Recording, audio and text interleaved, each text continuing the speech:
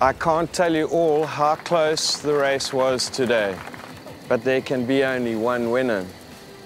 And good bet to Braai, that headaches are going to be gone because you are this year's ultimate Braai Master. We are joined by ultimate Braai Master winners Jacques and Nadia. Congratulations on your win, guys, and thank you so much for joining us.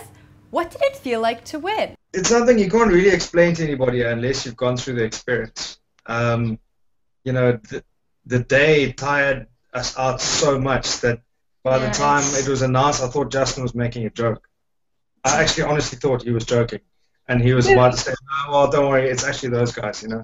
I mean, your mind starts playing tricks on you when you've been in the sun for, what, 9 hours, cooking 11 dishes that are like 45 minutes apart. Yeah, you're worn it's out. Crazy. You just feel, I want to go to, the joke's over. If they bring anything else in or anyone else in, it's going to be like kill zone, or we're going to grab someone and just run off. But I don't know, afterwards, it was just, the whole setting, everything was perfect. That's amazing. Well, it certainly looked like an amazing time when you won. Tell us about your prize. Well, the prize is R500,000, so that's 500,000 Rand, which we decided to share. A 380,000 Rand car, which is a Renault Koleos.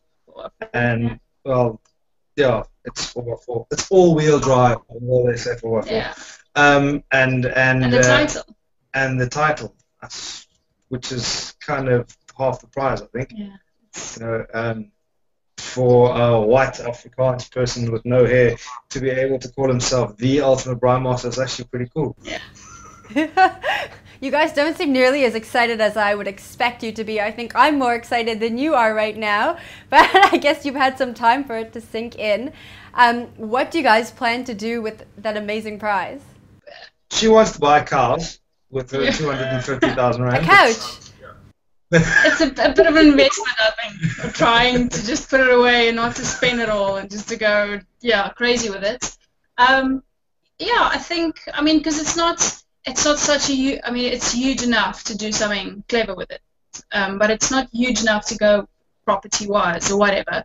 So, I don't know, we'll see. It's an investment, definitely. Great, well that sounds amazing. Can you talk us through some of your last meals? I know you cooked a bunch of meals on that last day. Talk us through the one that was the most challenging. Well, there were two actually for me, if I can jump in here. The one was the skilpaaitjies, which is liver wrapped in netvet, which I don't eat offal, and obviously I didn't cook it then. So, I had to make those from scratch. I've got no idea how, and I don't know how to cook it because I don't know how you're supposed to eat it or how you want to eat it. The other one was what was a offal potjie, which a tripod. Obviously I don't eat either, and I've never made either. So now here you are in final with two other good teams, great teams.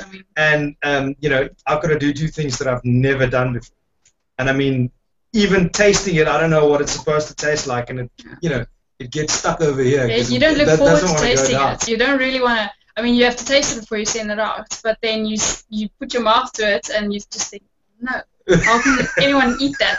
And now you've had, because the tribe took us like, I don't know how many hours, 4 hours to prepare. We had half an hour to prep for it and just to get into it. So I think the worst thing was just to get your head around those couple of seconds planning all of these things, and you just have to pull it out. I think that, those two dishes definitely. But the nice thing about the whole thing, and which points to the camaraderie that comes from doing a show like this, is the Boeri brothers actually came over and sort of gave me a few pointers on how to make the skilpaaitjies, and the girls from Team Spectacular came over and told us how their grandmother makes their potjie. So it's actually quite nice to get that kind of input from teams that have fallen out along the way. It was a hell of an energy. You said that it was a great energy. I can only imagine the energy and the bonds you created with the other teams.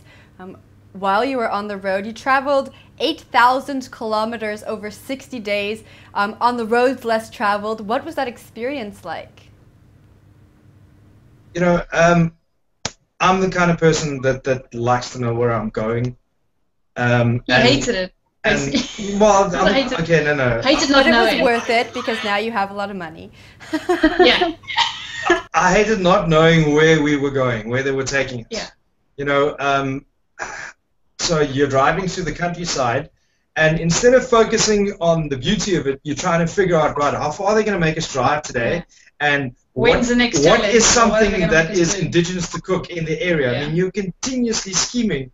I mean, obviously you want to end up at the top. You want to have the edge. You want to think of something that'll help you in the challenge. So, I mean, I think if Justin's listening, hi Justin, for next year, tell the guys where they're going so that they can actually enjoy a bit of the road while they're on it. No, it was pretty spectacular because I've heard of like 2 of the places, and to the rest of the destinations I've never been before or never heard of. I mean, you can't even imagine because it's so vast and the landscape changed so differently, and it was so different. It changed so rapidly that you get to a place you think, yes, it can't get better than this. It can't get more beautiful, or the sunsets, or whatever, the land, the surrounding area. And then a couple of days ago, in your future, they surprise you with something else. But no, great memories and great to see photos and friendships, everything just to go back to, which is amazing. And you guys are together now, but you're usually in a long-distance relationship. What was it like to have 60 days together, camping and traveling? Did it kind of was it trying for you? It was surprisingly easy, to be honest. Yeah, I mean, I would imagine if you had to be in some of the situations we be in, you know, pressure situations where, you know, there's someone with a stopwatch at your back telling you your time is running out and you've got a difficult dish to prepare for 2, you know, hectic judges. And I mean, if things didn't get along well, you kind of get snappy at each other, and we didn't.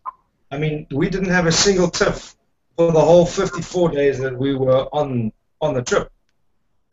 Which I think is pretty good. Yeah. It was more of a learning curve, basically. I mean, it was the longest time that we've spent together in one period of time. It was usually a couple of days, and then we won't see one another for a month or 2, and then a couple of days again.